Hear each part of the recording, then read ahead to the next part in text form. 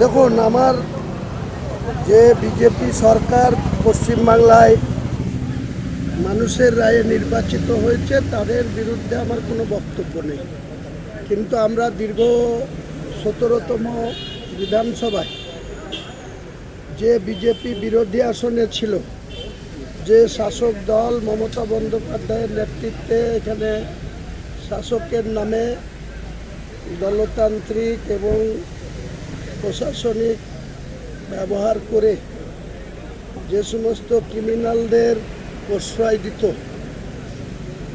আমরা লক্ষ্য করলাম রেজিনগর বিধানসভায় 4 মে গণনা সমাপ্ত হওয়ার সঙ্গে সঙ্গেই সেই সমস্ত আমি যেখানে রেজিনগর বিধানসভায় বিজেপিকে 59,000 ভোটে হারিয়েছি আর তৃণমূলকে 81,000 ভোটে হারিয়েছি।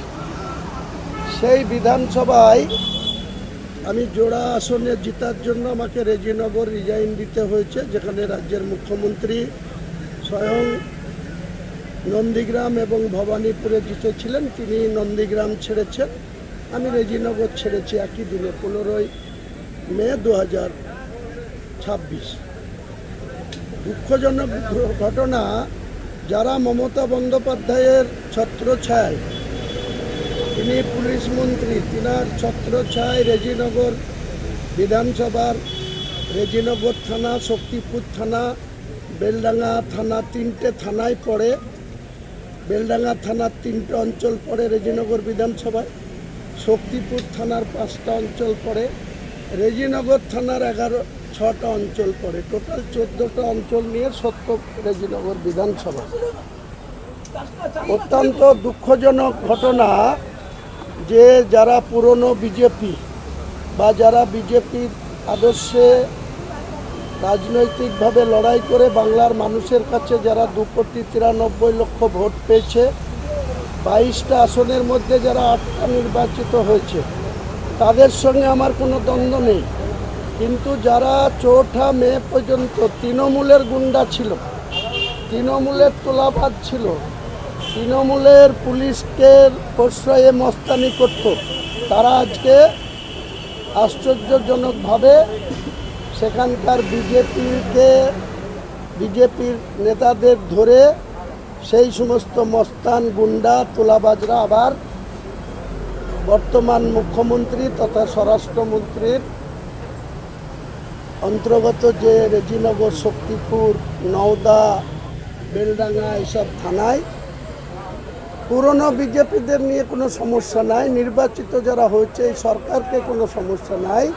কিন্তু আমরা যে লড়াইটা তৃণমূলকে হারানোর জন্য, তৃণমূলকে গদিচ্যুত করার জন্য যে লড়াইটা গত ডিসেম্বর থেকে 2026-এর এপ্রিল মাসে 29 এপ্রিল পর্যন্ত যাদের বিরুদ্ধে লড়াই করেছিলাম, আজকে আমাদেরকে তাদেরকে আবার ফেস করতে হচ্ছে। তারাই আবার বর্তমান পুলিশ মন্ত্রীর অধীনে যে সমস্ত থানাগুলো আছে, নওদা, রেজিনগর, বেলডাঙ্গা, শক্তিপুর, এই থানায় সেই সমস্ত মস্তানরাই, যেটাকে বলা যায় পুরনো বোতলে নতুন মদ, সেরকম সেই সমস্ত তৃণমূলের গুন্ডা, বদমাইশ, তোলাবাজ, তারা বর্তমান পুলিশ মন্ত্রীর ছত্রছায়ায় আমাদেরকে নোংরাভাবে অ্যাটাক করছে, নোংরাভাবে আমাদের রাজনৈতিক বিরোধিতা আছে, থাকবে রাজনৈতিকভাবে। সেখানে বাই ইলেকশন হবে,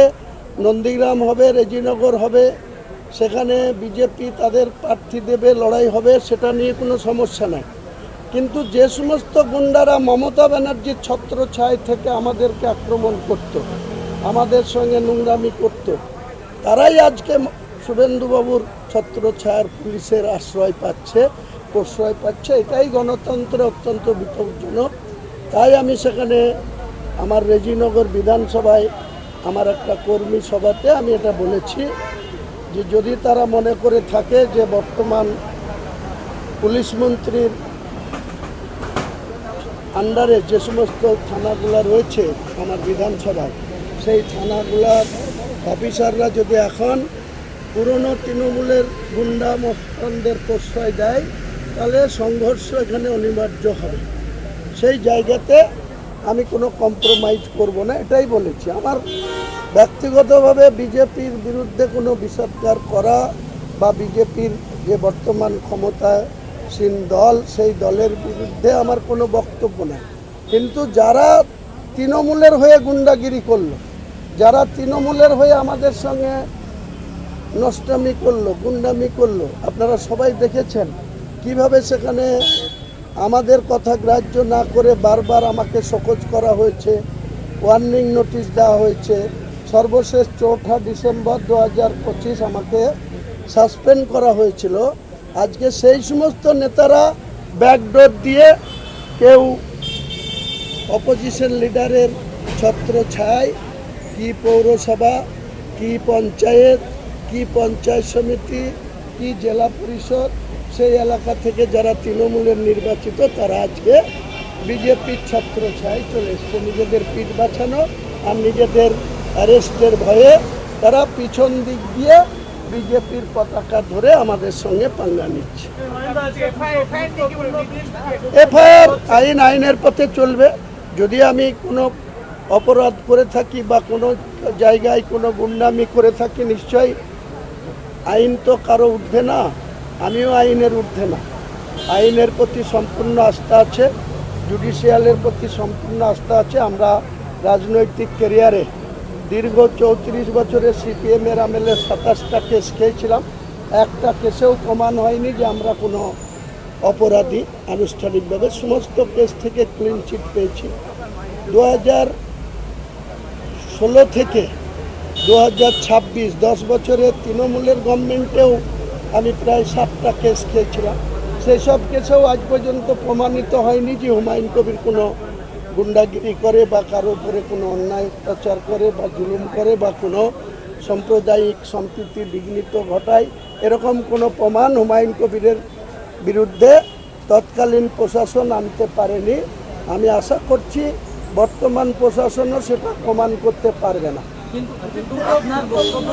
আপনার বক্তব্য নিয়ে বিজেপির নেতারা এবং হিন্দুত্ববাদী সংগঠনের নেতারা বলছেন যে একজন মুসলিম আইডেন্টিফাই করা হচ্ছে, আপনি একজন মুসলিম নেতা হিসাবে, মুসলিম বিধায়ক হিসাবে এই ধরনের উস্কানিমূলক বক্তব্য রাখছেন এবং মুসলিম সমাজের একটা অংশ বলছেন যে আপনি এইভাবে যে মুসলিমদের নিয়ে রাজকে করতে নামবো বলে মুসলিম সমাজকেই কলঙ্কিত করছেন, মুসলিম সম্প্রদায়ের একটা শ্রেণীও বলছেন। যেসব মুসলিম সমাজের লোকরা আপনাকে বলেছে তার কাছে আমার প্রশ্ন, যখন দিলীপ ঘোষ রাজ্যের মন্ত্রিসভার সদস্য তিনি যখন বলেন যে মুসলমানদের নামাজ পড়তে গেলে মুসলিম কান্ট্রিতে যেতে হবে ভারতবর্ষে, তখন এই সব তথাকথিত মুসলিমরা আপনার কাছে কোনো রিয়াকশন দেয় কি বা দেওয়ার মতো ক্ষমতা রাখে কি? কাজে এই সমস্ত তেজপাতাদের কোনো প্রশ্নের উত্তর আমি দেব না। বিল আসছে, একটা হচ্ছে গুন্ডা দমন বিল আর একটা হচ্ছে অ্যামেন্ডমেন্ট বিল। এই অ্যামেন্ডমেন্ট বিলটা বিগত সরকার করেছিল, সম্পত্তি বাজেয়াপ্ত হবে। এই বিলটা দুটো কিভাবে দেখছেন? নিশ্চয়